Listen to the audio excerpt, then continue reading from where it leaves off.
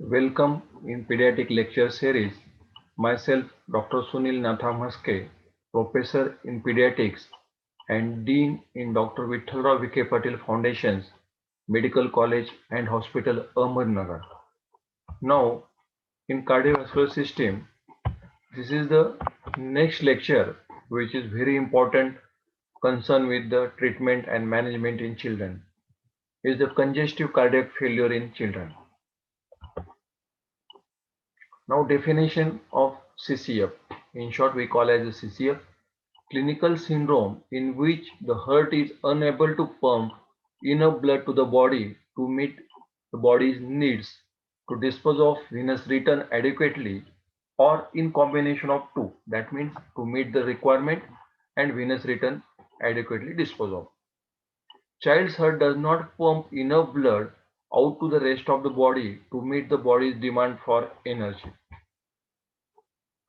Congestive cardiac failure in children is classified accordingly to the course of disease like acute or a chronic heart disease, acute or a chronic congestive cardiac failure. Also, as per severity, it may be mild, moderate, or severe congestive cardiac failure, or it may be divided as per the cardiac output, low output heart failure, high output heart failure. Commonly, low output heart failure is due to volume overload, pressure overload, or contractility problems. And high output heart failure, where the heart rate is primarily affected, commonly in 3A condition, that is anemia, arrhythmia, arteriovenous fistula. These are the three types of classification according to course, severity, and cardiac output. Roughly, the cycle of cardiac output in congestive cardiac failure is divided as per the decreased carotid sinus filling, decreased renal blood flow. Where in reaction to this decrease, there may be increased renin release or increased sympathetic discharge, where it affects the force, rate, preload, and afterload of the heart. The common causes of congestive cardiac failure in children is the congenital heart disease.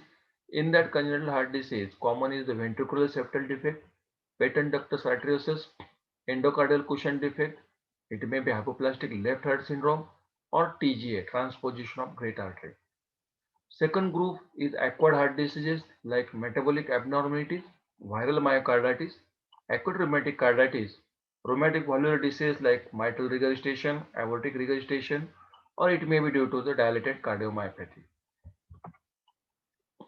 There are also miscellaneous causes other than this congenital and acquired, like supraventricular tachycardia, complete heart block, severe anemia, acute hypertension, bronchopulmonary dysplasia, or maybe acute cor pulmonale. This is the chart about the etiology of congestive cardiac failure, which is shown in detail, where the heart is structurally normal, sometimes it may be abnormal. In normal cardiac silhouette, it may be due to primary cardiomyopathies, myocarditis due to toxins, thyroid conditions, radiation toxicity, tachycardia induced, it may be rheumatic heart disease, it may be metabolic, it may be Kawasaki. Condition where heart structure is abnormal, like obstructive left heart lesion, regurgitant valves, large left to right shunt. It may be post-operative venous ventricular dysfunction, anomalous origin of the arteries. It may be failure of systemic right ventricle. Congestive cardiac failure is also divided as per the onset of congestive cardiac failure in children. If it occurs within 72 hours of birth, it mostly due to the stenotic lesions of the pulmonary, mitral, or aortic valve. In the first week of life, mostly it is due to the congenital condition like hypoplastic left and right heart syndrome, transposition or malposition of great artery due to pure mixing of the blood. In the first 4 weeks of life, commonly it is due to transposition of the heart, contraction of aorta, endocardial fibroelastosis. In first 2 months of life, it may be again due to transposition, endocardial cushion defects, congenital conditions like VSD, PDA, TA, PVC, or Al Kappa. In 2 to 6 months of life, again it is due to contraction of aorta, aortic stenosis, transposition, or VSD and PDA.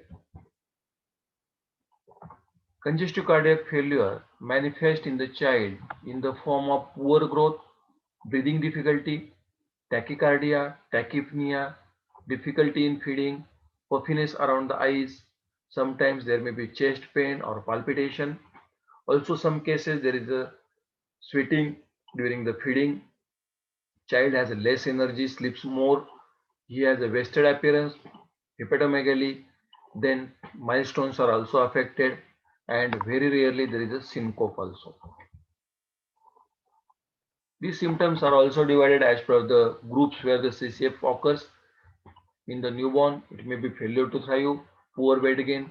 In toddler, again irritability, abdominal pain, adolescence, palpitation, shortness of breath, tachycardia, tachypnea may be there. Also, as per the congestive cardiac failure pathology, if it is a pulmonary venous congestion, left to right shunt, the symptoms and signs are different. It may be tachypnea, wheezing, rales, grunting, cough, poor feeding, and irritability. If it is increased right-sided filling pressure, also called as right heart failure, where there is a systemic venous congestion, it manifests as a hepatomegaly, ascites, pleural effusion, peripheral edema, weight gain, raised JVP.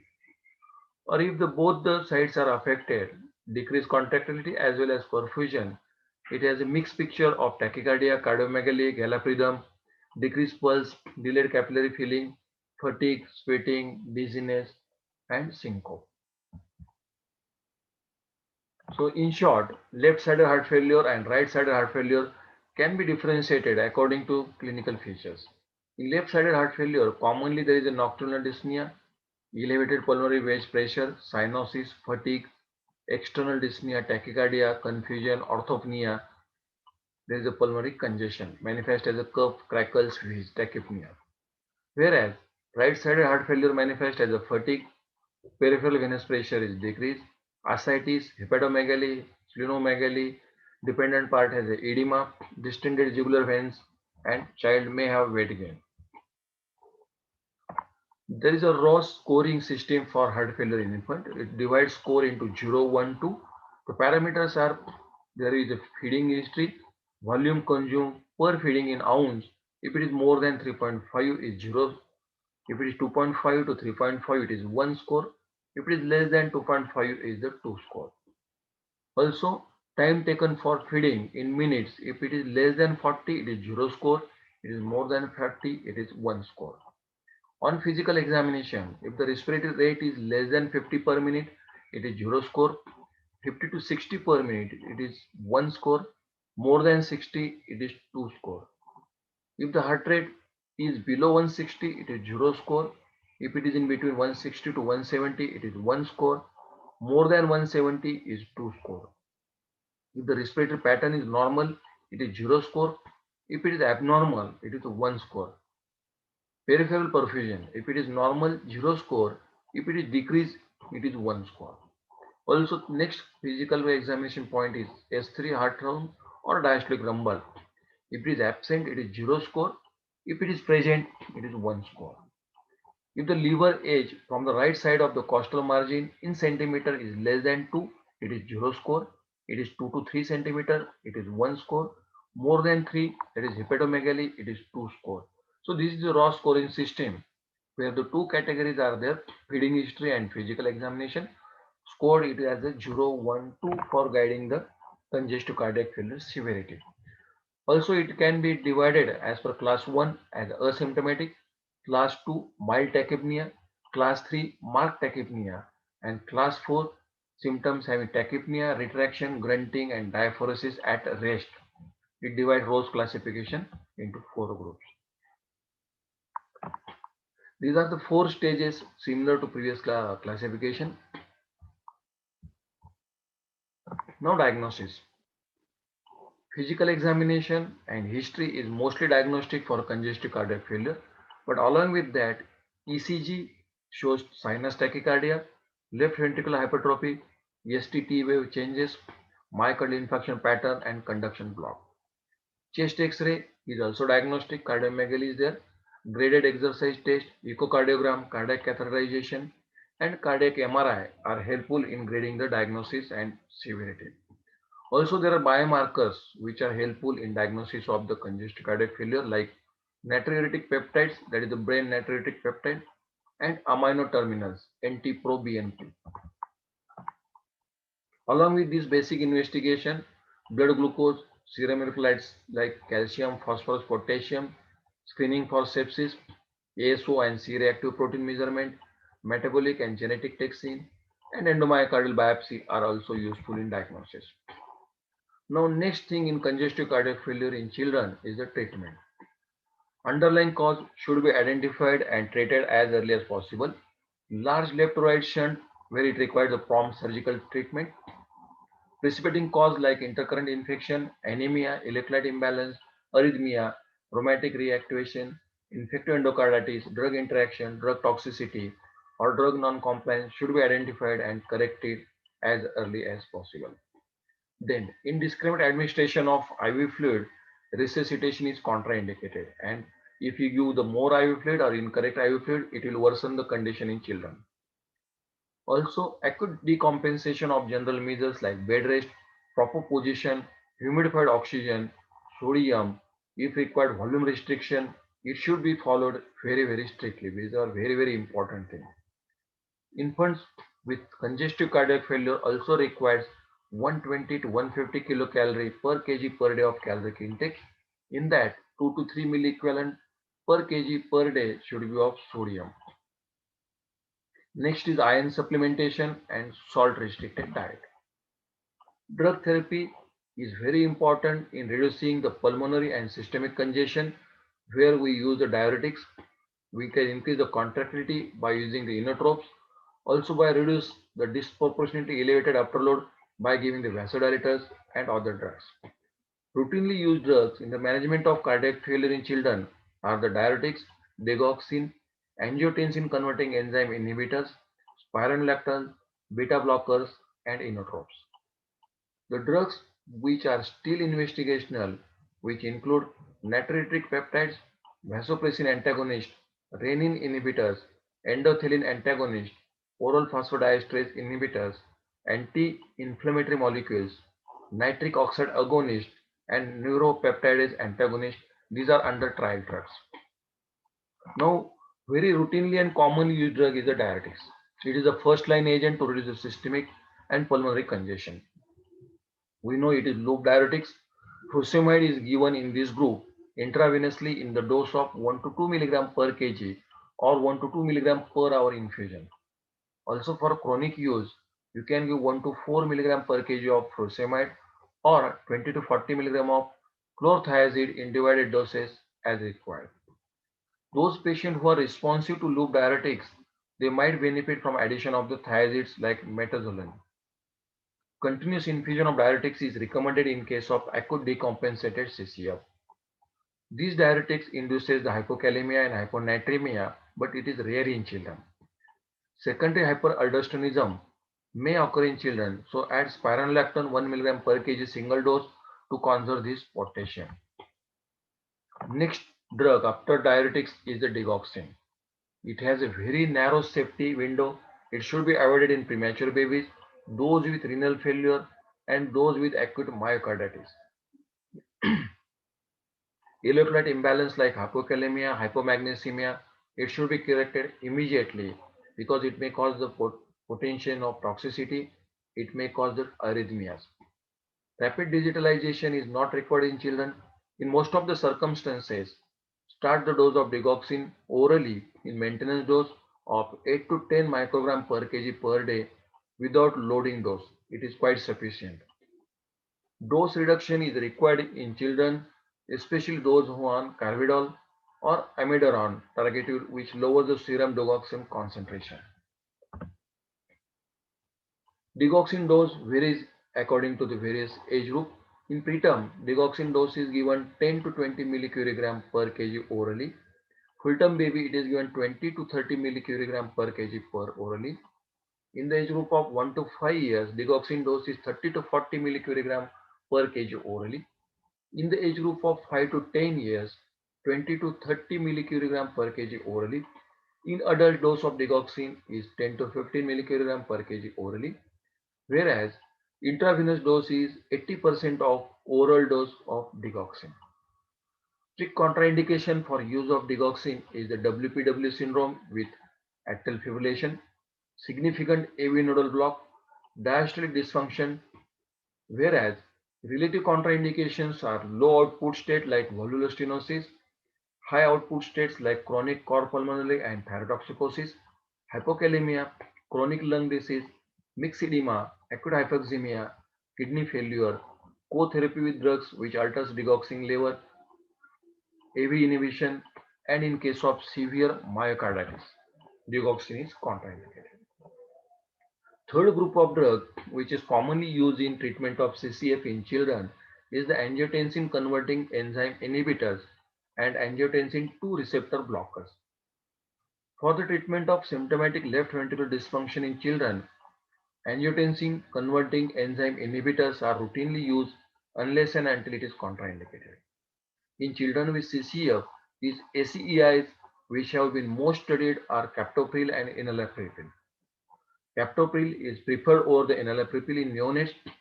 Dose is 0.4 to 1.6 mg per kg per day in 3 divided doses, whereas in infants it is 0.5 to 4 mg per kg per day in 3 divided doses. Enalapril is the first choice of drug in older children more than 2 years of age.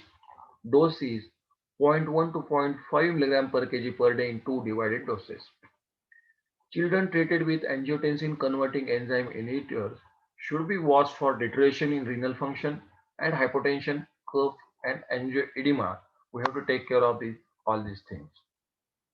Now, aldosterone antagonist. The literature supporting the role of spironolactone in pediatrics in congestive failure is limited. Aldosterone antagonist therapy is reasonable in children with only chronic systolic heart failure. It is contraindicated in patients with renal dysfunction and hyperkalemia. Spironolactone is used most often in children because experience with eplerenone in children is limited. Usual starting dose of spironolactone is 1 mg per kg per day and the target maximum dose is 2 mg per kg per day. Male gynecomastia can occur with spironolactone requiring replacement with eplerenone.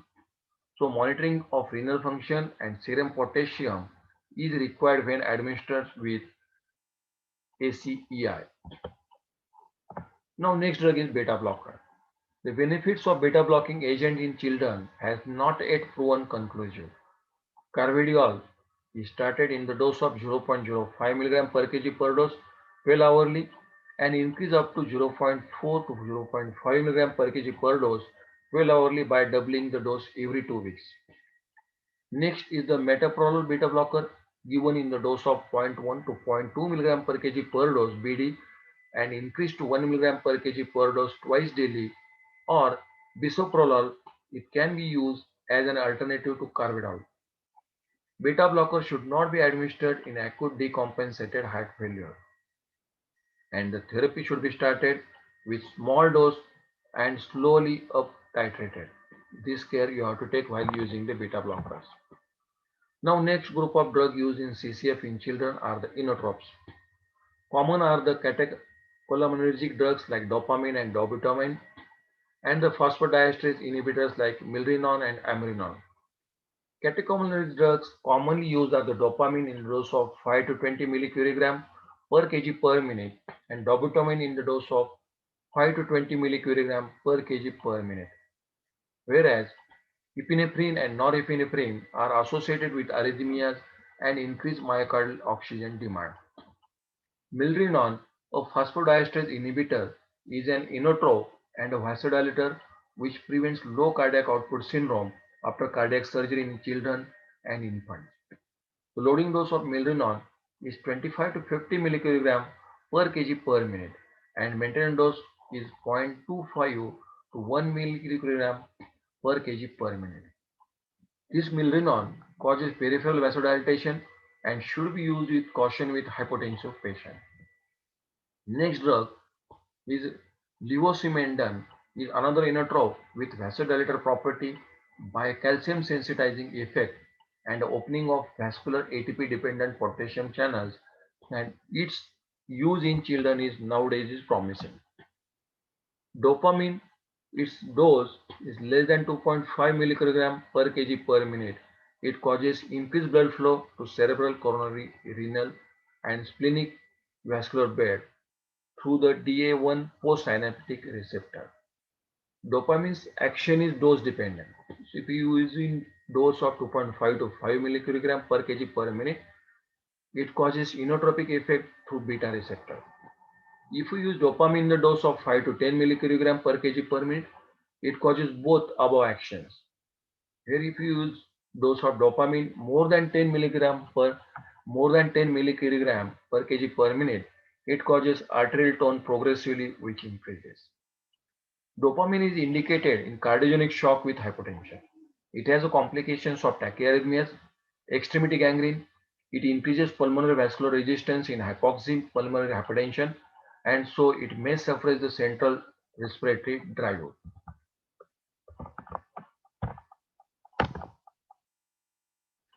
Some are the drugs which reduces the upper load reduction, which are also used in treatment of CCF in children, are the sodium nitroprusside in the dose of 0.5 to 10 milligram per kg per minute, but infusion at maximum rate should be never less than more than 10 minutes.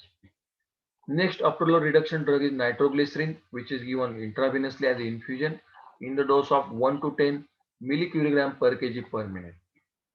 It is indicated in increased ventricular filling patient, increased systemic vascular resistance, normal blood pressure or hypertension, where systolic blood pressure in neonate is more than 50 milligram of mercury, in the age group of 1 to 12 months of age, more than 60 millimeter of mercury systolic pressure, in the age group of 1 to 12 years, more than 70 systolic blood pressure, where the upper load reduction drugs are used.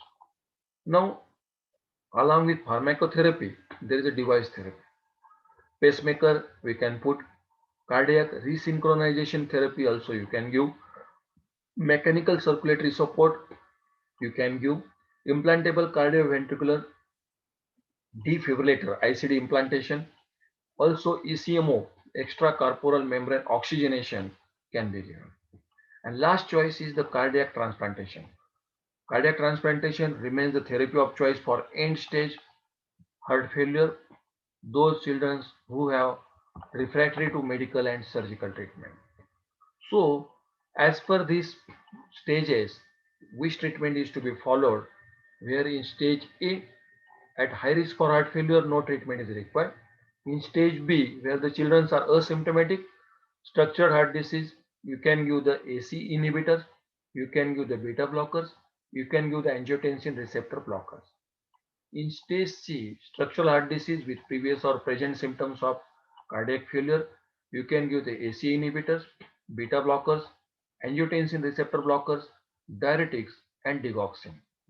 Whereas in refractory stage D, you can try about all five AC inhibitors, beta blocker, angiotensin receptor blocker, diuretics, digoxin, along with inotropes, intravenous vasodilators, ventricular assistant devices.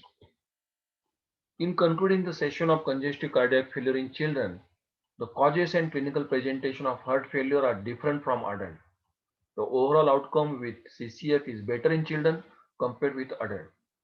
There has been a significant advance in the evidence base for the management of CCF in adult. General principles of management are similar to those in adult. There is a compelling need for larger and higher quality studies on the treatment of cardiac failure in children to provide a more robust for evidence base. These are the in short about the congestive cardiac failure in children, its causes, its classification, its clinical features, and drug treatment therapy, along with pharmacotherapy, bed rest, oxygen treatment, salt restriction, and some of the device therapy are recommended as per depending on the ROS classification and stages A, B, C, D. Thank you.